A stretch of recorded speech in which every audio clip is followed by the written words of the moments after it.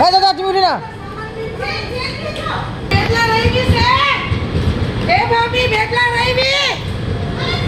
আরে চেন টানলেই তো হচ্ছে, একজন কি করে।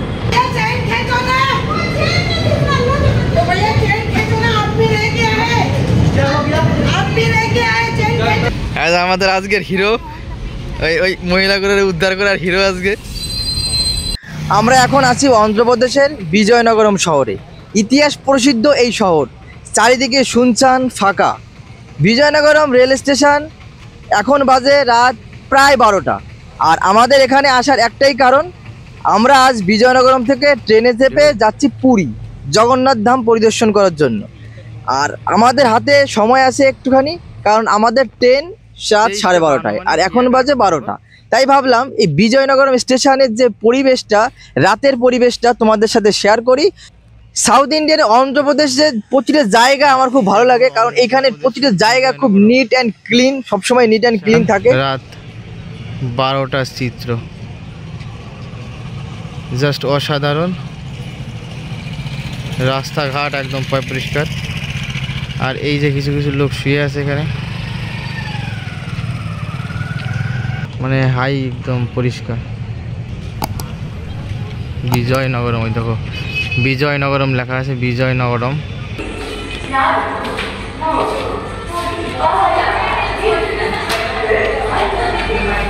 বিজয়নগরম স্টেশনে লিফটের ব্যবস্থাও আছে। সাউথ ইন্ডিয়াতে যেসব ট্রেন যাতায়াত করে সব ট্রেনই এই বিজয়নগরম স্টেশনের উপর দিয়েই যায়, তাই এই স্টেশনের চাকচিক্য একটু অন্য রকমের। আর এই স্টেশনের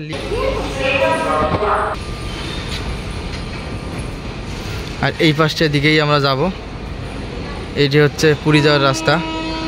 আর এই যে পাশটা, এই পাশটা, আর এই দিকে হচ্ছে বিশাখাপট্টনম। এখান থেকে 50 কিলোমিটারের মতো দূর বিশাখাপট্টনম।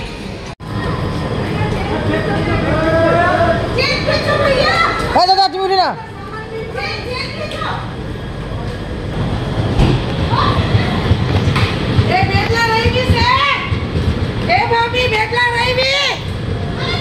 আরে চেন টানলেই তো হচ্ছে, একজন কি করে।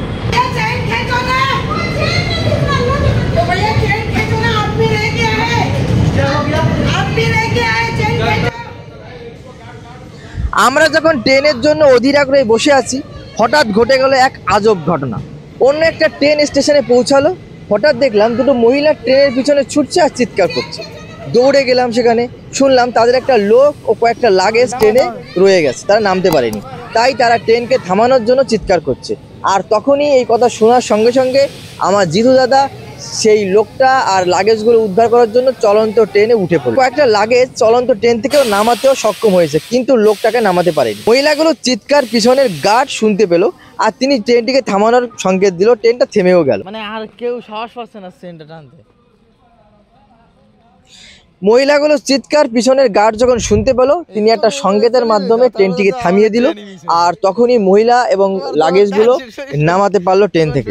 দাদার এই দুঃসাহসিক কাজ দেখে আমার একটু ভয়ও লেগেছিল, আবার একটু ভালোও করছিল। কিন্তু ভয় লাগছিল একটা কারণে, এই চলন্ত ট্রেনে উঠতে গিয়ে যদি কিছু একটা হতো।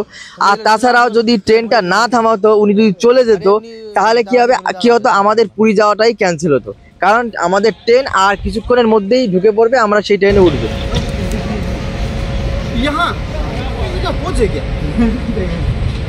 আর এইখানে কয়েকটা পাগল গার্ডকে রিকোয়েস্ট করছে এই গার্ডের রুমে থাকার জন্য।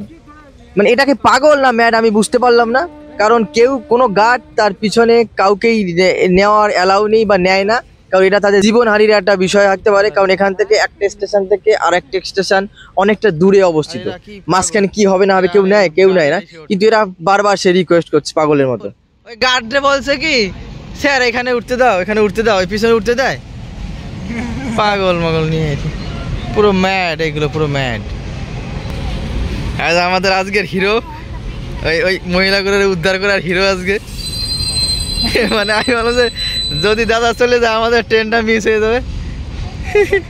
আর উনি হলো দানশীল লোক, তো আমি জানি যে দানশীল যদি লোক হয় উনি ঠিক চলে যাবে, রুকাই তো মুশকিল হয়ে যাবে। কত বাজে? 1টা বাজে। 12:30 আসার কথা, 1টা বাজে।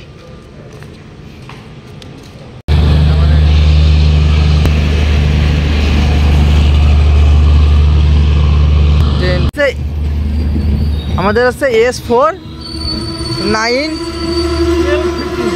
9 12 15। আমাদের ট্রেন আসার কথা ছিল রাত 12:30, কিন্তু এখন বাজে 1:20। সবেমাত্র ট্রেনটা ঢুকলো, আর এই ট্রেন ঢুকার সঙ্গে সঙ্গে আমরা ট্রেনে উঠে পড়লাম। ট্রেনে উঠে আগে আমাদের সিটটা দেখলাম, আর এই স্টেশনে 15 মিনিট ট্রেনটা দাঁড়াবে, কারণ এখান থেকে ট্রেনের ইঞ্জিনটা চেঞ্জ করা হবে। অন্যদিকে ট্রেনের গতিমুখ অন্য দিকে যাবে। এই একটা সিট দুটো লোয়ার, আর এই আর একটা সিট, তিনটে। আমরা তিনজন ছুটলাম।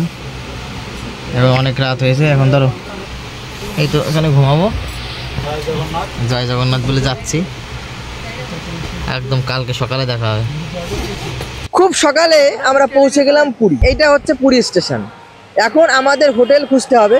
হোটেলে গিয়ে স্নান করে তারপর যাব আমরা সেই বহুদিনের প্রতীক্ষিত, সেই কাঙ্ক্ষিত জগন্নাথ মন্দির দেখার জন্য। আর সেটাই হচ্ছে আমাদের আগের কাজ। হোটেল খুঁজতে খুঁজতে আর একটা সামনে আর একটা আজব কাহিনী ঘটে গেল। একটা হোটেলের সামনে একটা লোক এই গরমে ভিমড়ি খেয়ে পড়ে গেল, পড়ে গিয়ে অজ্ঞান হয়ে গেছে। অনেক খোঁজাখুঁজির পর একটা হোটেল পেলাম, আর এই হোটেলটা প্রতিদিন 800 টাকা করে ভাড়া, এসি রুম।